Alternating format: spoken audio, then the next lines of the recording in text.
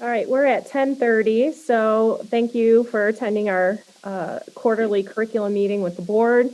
We're going to go over some updates with legislation. If you have questions, that's when you could ask any as we're talking through 3 updates. And then I will give an update on new and upcoming curriculum adoptions that we have for the 21 end of the 21 school year. And then Mr. Hoon will talk through some of his updates as well. So just a couple things. This past Saturday, my team and 2 building literacy specialists attended a Dyslexia Summit. So on a Saturday, we were trying to understand House Bill 436 and new legislation that's coming down the pike with dyslexia screening. There is a link in here with our work. So every Tuesday, our committee meets and we look at our vision for how to execute this with the timelines in the legislation. So just the gist of it is we have to develop a Ohio Dyslexia Handbook by December 31st of 2021. This includes best practices for universal screening and intervention for children with dyslexia or children that are displaying dyslexic characteristics and tendencies. We have to get final approval from the State Board of Education. So that's one of our first steps, one of the first projects that we will be working on to meet the timeline. We have to have a Ohio Dyslexia Committee. And that committee is comprised of stakeholders within our district, including some parents. I have been fortunate enough to talk with one of our parents that is an advocate for dyslexia in our district, who is willing to be that parent advocate and also is very much involved in our vision work. So we're really excited about that. This committee has to determine professional development requirements, which is 6 to 18 hours within our district. And we have to determine if it's classroom or online. And then we have to figure out the appropriate ratios for school buildings for students to teachers who have received certification in identifying and addressing dyslexia. So we will have to look at our literacy block and determine if ratios are a little bit lower as we work through the handbook process. Professional development requirements beginning 23-24 school year. It does seem far away, but we're actually trying to get ahead of this with some of the funding that we have in Title II.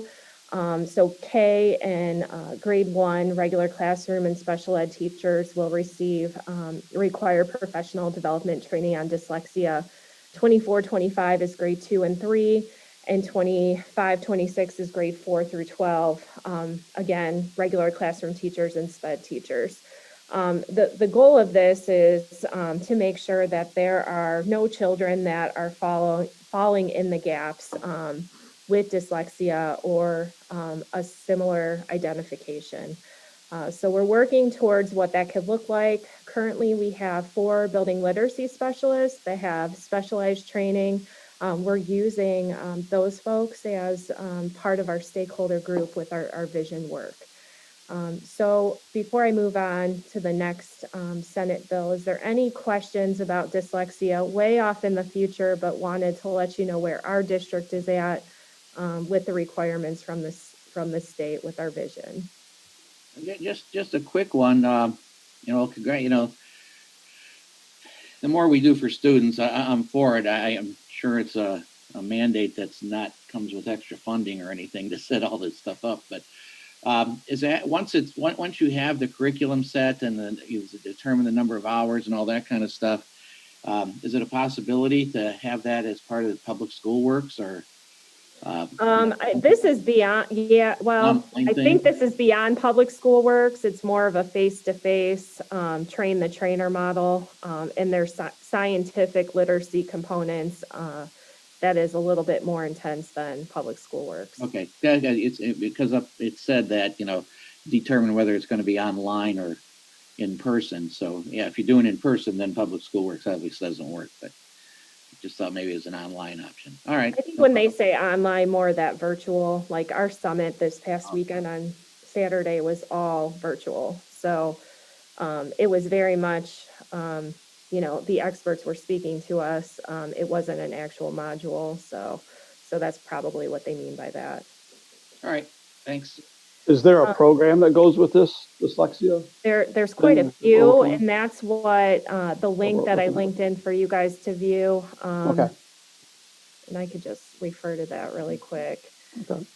So this is just our vision work. So we're looking at different programming, so different sources, the purpose and the use. This is kind of what we talk about every Tuesday. Okay. In addition, we have some districts that we're connecting with there that are ahead of the game with dyslexia. A lot of those districts are in Columbus as well. So yeah, there's quite a few. We just have to determine which one works for our district and our population. Do you know which one you're leaning at, or? I don't, because this is like really fresh. Right. But I will update you guys as soon as we have an understanding. I just don't want to say anything just yet because we haven't really digested it. I know that you guys will pick one that'll fit the system very well. I have the most confidence in that. Thank you. So the next two are real quick. Senate Bill 68, this is a peace officer interaction curriculum. So it requires the State Board of Education to adopt model curriculum for high school students on proper interactions with peace officers during traffic stops and other encounters. Each district shall include this instruction in one or more courses required for graduation. So we're looking at the model curriculum that will come out from the state, quite possibly adding it to our pacing and our curriculum map for our government classes. We may have to add it to an additional course for those students that have already completed government. So we're looking at the courses that naturally align. This will be for next school year. Okay.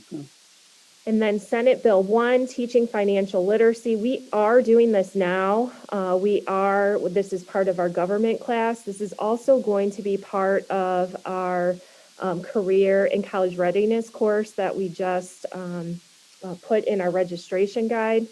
The difference now is that our teachers have to have at least 1/2 unit of instruction in financial literacy for the class of 2025 and beyond. So for us, we have to identify what courses we're putting it in and then work with our teacher union to determine what staff members will be impacted so that they can have the training in preparation for this requirement to meet that 1/2 unit for graduation requirements. So I know it's just 3, 1 House bill and 2 Senate bills, but definitely impacts where we're at with making sure that we're thinking ahead with our current curriculum. So any questions with legislation? Financial literacy is not new as far as being in the curriculum. No, it's just the requirement for the teachers. So. All righty. All right, so we are working on, as you know, we have money that's allocated in our general fund each year for curriculum adoptions and also permanent improvement. And then there's some funds that we use out of our federal dollars. So Amy and I have a nice rotation, and we want to make sure that we have new curriculum in the hands of our teachers and students at least every 6 years per content, but we have to be creative with how we rotate that. So this spring, and currently right now, we're working on our K-5 math adoption. Amy has been working with the team since November. They've reviewed quite a few pieces of curriculum, and we're down to our final 2. So we have both products online for public review. And then Amy, if you want to just update the board on where we're at with our next steps for that. So as far as next steps for K-5, currently, like we said, we've got the top 2, Ready Classroom Mathematics and Savis and Vision Math, which used to be Pearson. They are our top 2. One thing we did differently this time that was we did a thorough technology review. because of the use of technology needing to be very much a part of instruction, whether it's this year or any year. We wanted to make sure our devices work with them. So our DIS team did a fabulous job. I've reviewed both companies and will continue to do that for future adoptions so that we ensure that it helps both our students access as well as our teachers' ability to use instructionally. We are going to make a decision with our committee following hopefully within the week, and then looking to bring it to you guys as our final choice for a board approval, hopefully at the end of February board meeting. So And the math stuff is online. Is that on our website? Yeah, actually it was just, I saw the staff one was, the community one was just posted today. And actually we already got a response from the survey from a community member. So our community members are really invested. So that's awesome that we already have people looking at it. Oh, that's good. I'll look at it. I'm kind of a curriculum junkie. I'll do that. And then our last three, last year we adopted secondary, the first part of secondary, all of our tested subjects, 6 through 10, English language arts curriculum. And so now we're getting our final group, which is our 11th and 12th grade and our AP honors for ELA. So we are starting that process. I believe, is it today, Amy? Thursday. Sorry. Yeah. So we are starting that process with teacher leaders. You guys know our process. We presented. We always look at a grassroots effort with getting our teacher leaders looking through rubrics and connecting it with standards. And the resources have to be on our ODE vendor list as well. So that will be a smaller adoption, but we have ELA in a 3-year cycle. So 2 years ago was our elementary, last year was middle, 9th and 10th, and then this is our 11th and 12th. So that way it's not all at once to spread out the cost. Because I know that you guys often ask about the rotation, so I just wanted to clarify that. Secondary science is next up. This is most likely we're going to use funds slated for next school year, but we are going to begin the process in the spring and summer. We are in need of Bio 1 and 2, chemistry, physical science, and I can't even remember the last time environmental science was updated. So When we first bought the books, when I was there. yeah. Hey, Steve, that looks like one of your schedules. Oh, a long time. Yeah. Yeah, it so we're does. in need of science at the Does secondary indeed. level. At the elementary and middle, we are good for the next 2 years. So it's the timing of this rotation. And so we're looking at more of a digital component, some lab components, and probably some class sets, just like we did for a lot of our previous adoptions. And then probably the most exciting is this secondary art piece. So I've been working with all the middle and high school art teachers. I've been conducting some walkthroughs over the last couple weeks since we've been in hybrid, just looking at what our art classrooms look like at the secondary level, what courses we have, and our standards are shifting at the end of 2021 for more of a digital component and adding some 21st century learning along with authentic literacy pieces and moving away from creating a project to problem solving and moving towards that creative thinking and critical thinking in art. So it's really exciting. So we've been working since November. I'm completing those walkthroughs, and I have around $100,000 in my federal dollars that I have allocated for new supplies, looking at some MacBook carts, some specific software that's geared towards more digital components of art. And then we're looking at some ongoing professional development with Cleveland Institute of Art and our state level art conference that our teachers have not been a part of for a very long time.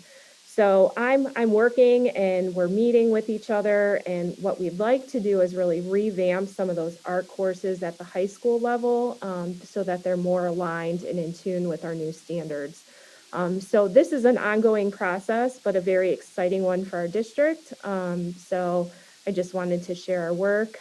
I included some links about some of the 21st century updates that I am proposing with the federal dollars, and then the professional development in organizations that I am linking our teacher experts to over the next semester.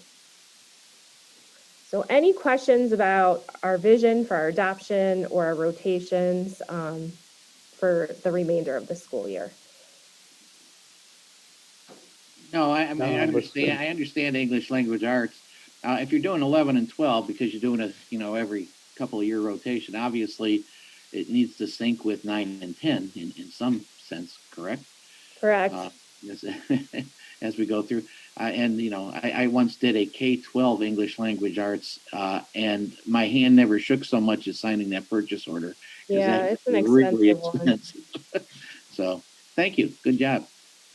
And then we have our curriculum resources and renewals that we are already working on. So secondary math will be a big adoption for next year, but we are extending CPM, which is college prep math, for another year so that our team, we really want that elementary math piece to work through that for a year and then make that vertical articulation connection with secondary math before we adopt.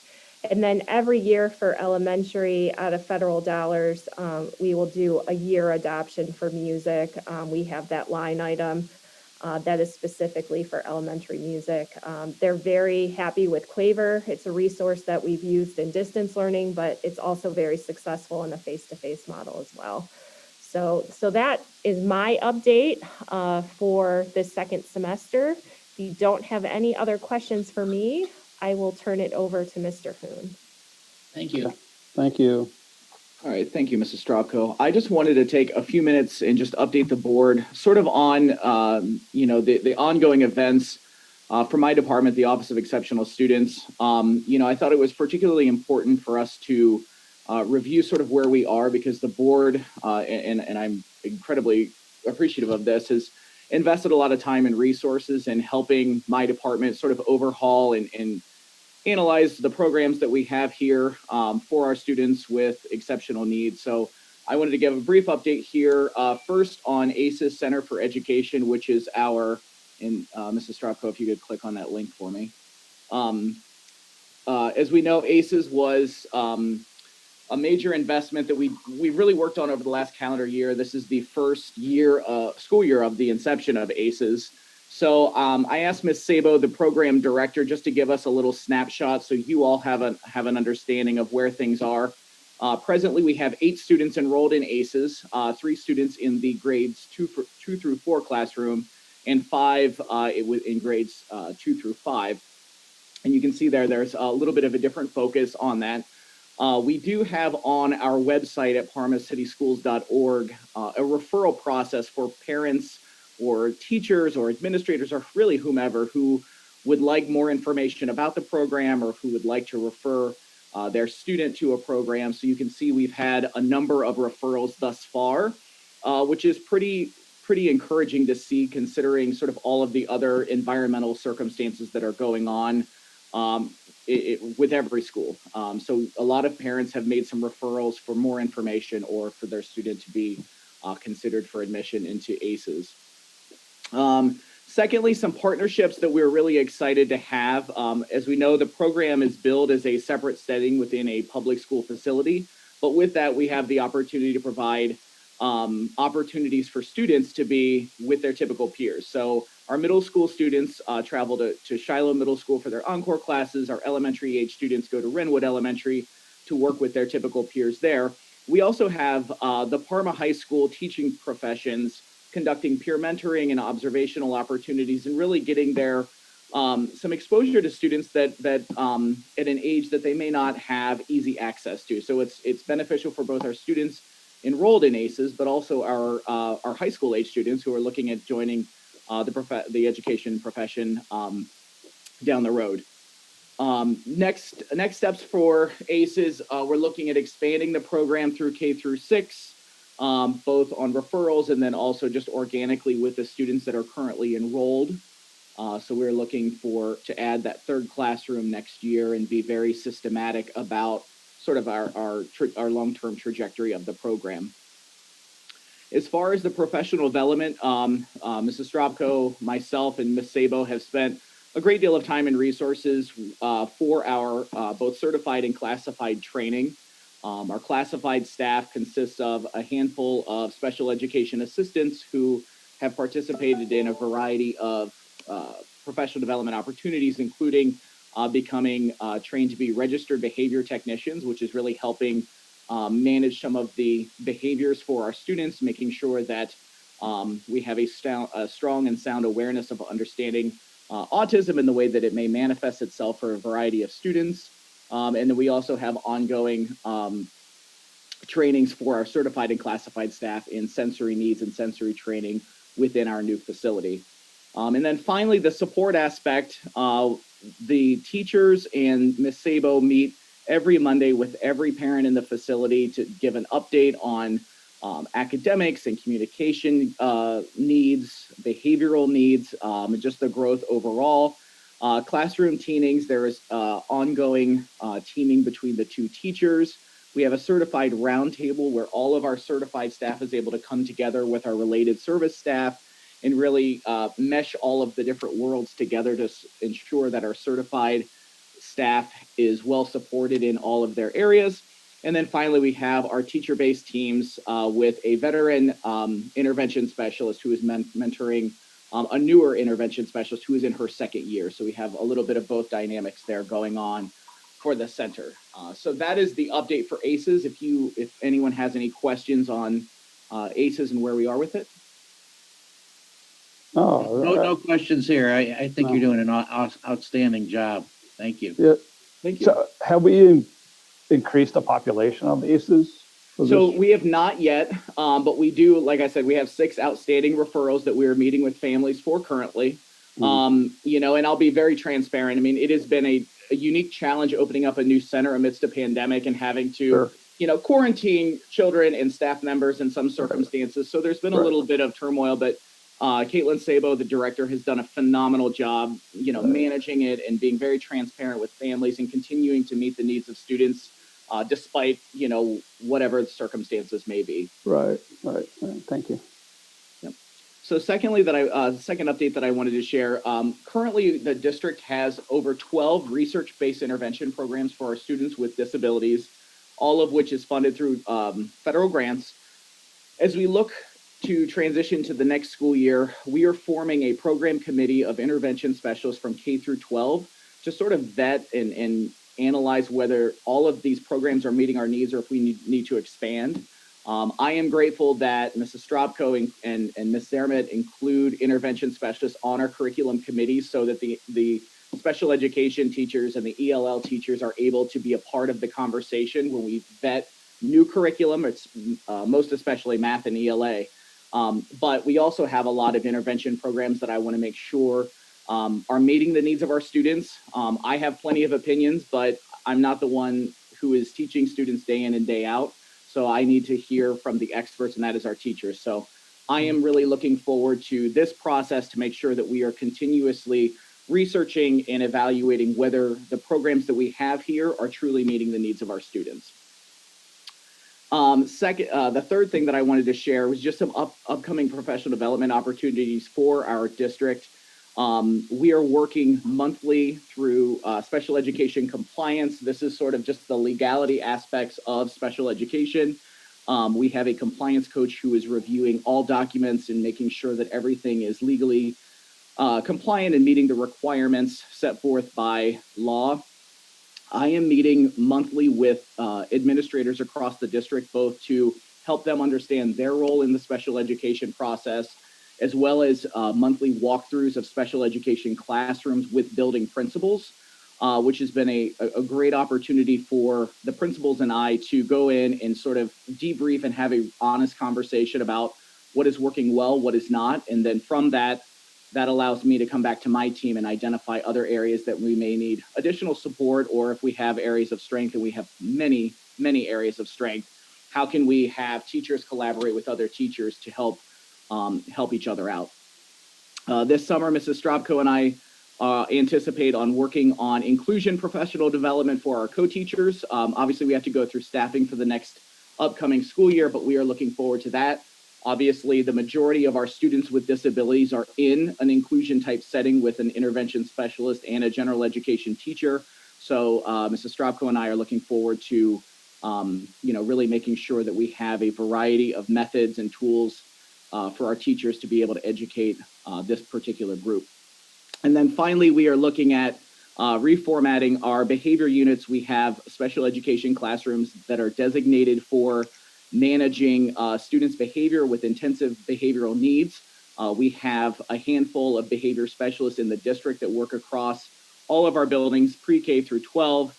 We are working with those classroom teachers to identify additional programs, professional development, and other resources to make sure that students are safe, and we're supporting all of our students' needs in those settings.